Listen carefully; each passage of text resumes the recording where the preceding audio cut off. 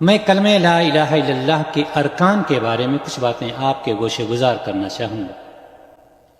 یہ بات کسی سے مخفی نہیں ہے کہ لا الہ الا اللہ کی بہت ہی زیادہ اہمیت ہے، اس کا بہت بڑا مقام اور مرتبہ ہے، لیکن آج جو ہمارا موضوع ہے یا جو میں بتلانا چاہتا ہوں وہ لا الہ الا اللہ کے ارکان ہیں۔ سب سے پہلے ہمیں یہ سمجھ لینے کی ضرورت ہے کہ ارکان کس کو کہتے ہیں۔ لا الہ الا اللہ تو ہم نے جان لیا ہے، ارکان کس کو کہتے ہیں؟ ارکان رکن کی جمع ہے۔ رکن کہتے ہیں ستون کو، کھمبے کو، پلر کو۔ جس طرح سے اسلام کے 5 ارکان ہیں، یعنی 5 ستون ہیں، 5 کھمبے ہیں، 5 پلرز ہیں، اسی طرح سے لا الہ الا اللہ کے بھی کچھ ارکان ہوتے ہیں۔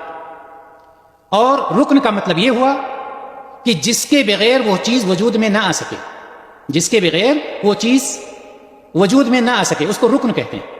مثال کے طور پر اسلام کے 5 ارکان ہیں، اگر کوئی ایک رکن نکال دیا جائے، اس پر کوئی شخص عمل نہیں کرتا ہے تو وہ اسلام سے خارج ہو جائے، گویا کہ مسلمان نہیں ہو سکتا۔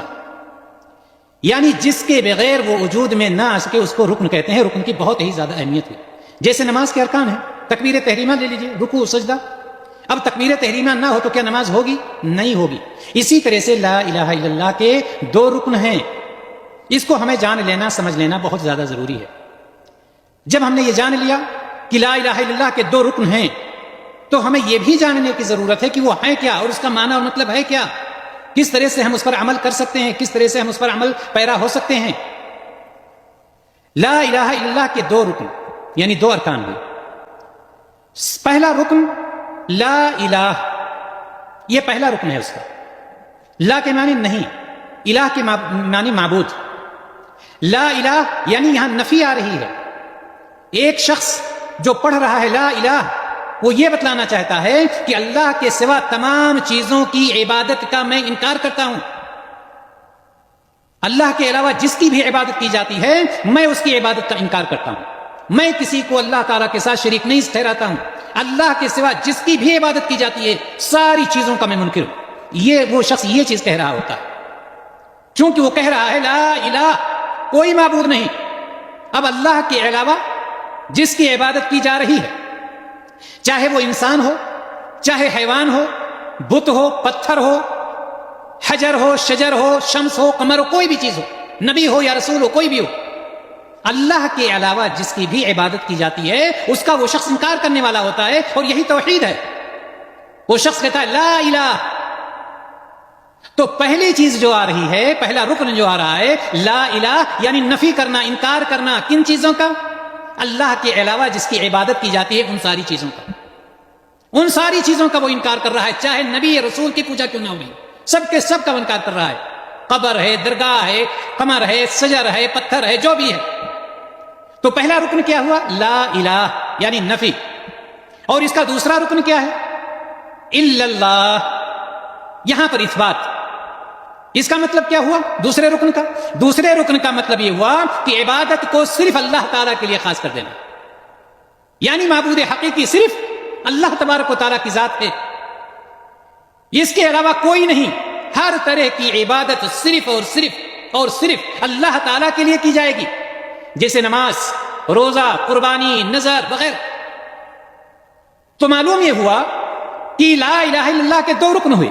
پہلا رکن لا الہ، نفی، یعنی جس کی بھی عبادت کی جاتی ہے اللہ کے علاوہ اس کا میں انکار کرنے والا ہوں، اس کو میں نہیں مانتا۔ الا اللہ، مگر ساری عبادتوں کو ہم خاص کر رہے ہیں کس کے لیے؟ اللہ تبارک و تعالیٰ کے لیے۔ چاہے ہم نماز پڑھیں تو نماز ہوگی اللہ کے لیے، روزہ رکھیں تو روزہ ہوگا اللہ کے لیے، نظر مانیں تو اللہ کے لیے، قربانی کریں تو اللہ، ساری چیزیں اللہ تبارک و تعالیٰ کے لیے ہوں۔ اور آپ کو یہ بات معلوم ہونا چاہیے کہ اللہ تبارک و تعالیٰ نے اسی لیے سورۃ المومنون میں ارشاد فرمایا ہے، شروع میں جو میں نے آیت تلاوت کی ہے، اللہ تبارک و تعالیٰ نے کیا فرمایا اس میں؟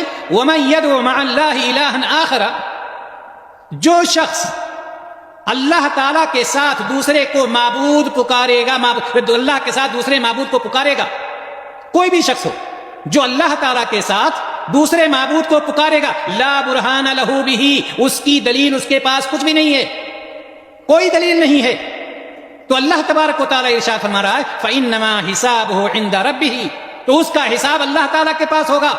انہ لا یفلح الکافرون، کافر لوگ کامیاب نہیں ہوں. یعنی اللہ تعالیٰ کو چھوڑ کر کے اگر کوئی غیر اللہ کو پکارتا ہے تو اس کا حساب اللہ تبارک و تعالیٰ لے گا، اللہ تبارک و تعالیٰ اس کا مواخذہ کرے گا، اس کی پکڑ کرے گا، اور کافر لوگ کبھی کامیاب نہیں ہو سکتے. یہ لا الہ الا اللہ کا جو کلمہ ہے پورا، لا الہ الا اللہ کے معنی کو وضاحت کرتے ہوئے، لا الہ الا اللہ کے معنی کی وضاحت کرتے ہوئے اللہ تبارک و تعالیٰ نے سورۃ البقرہ آیت نمبر 256 میں فرمایا، جس میں دونوں رکن آ جا رہا ہے، یعنی لا الہ بھی آ جا رہا ہے اور الا اللہ بھی آ جا رہا ہے. کون سی آیت ہے؟ اللہ تعالیٰ نے ارشاد فرمایا فمن یکفر بالطاغوت، جو شخص اللہ تعالیٰ کے سوا، اللہ تعالیٰ جو فمن یکفر بالطاغوت، جو شخص انکار کرے گا طواغیت کا. طواغیت اللہ کے علاوہ جس کی پوجا کی جاتی ہے اس کو طاغوت کہتے ہیں. وَيُؤْمِنُ بِاللَّهِ، اور اللہ تعالیٰ پر ایمان لانے والا ہے ایسا شخص، تو سمجھ لیجئے فقد استمسک بالعروۃ الوثقی، تو اس نے مضبوط کڑے کو تھام لیا. اس میں دونوں رکن آ جاتا ہے. فمن یکفر بالطاغوت وَيُؤْمِنُ بِاللَّهِ فَقَدِ اسْتَمْسَكَ بِالْعُرْوَةِ الْوُثْقَىٰ، جو شخص اللہ تعالیٰ کے سوا دوسرے معبودوں کا انکار کر کے اللہ تعالیٰ پر ایمان لائے، اس نے مضبوط کڑے کو تھام لیا.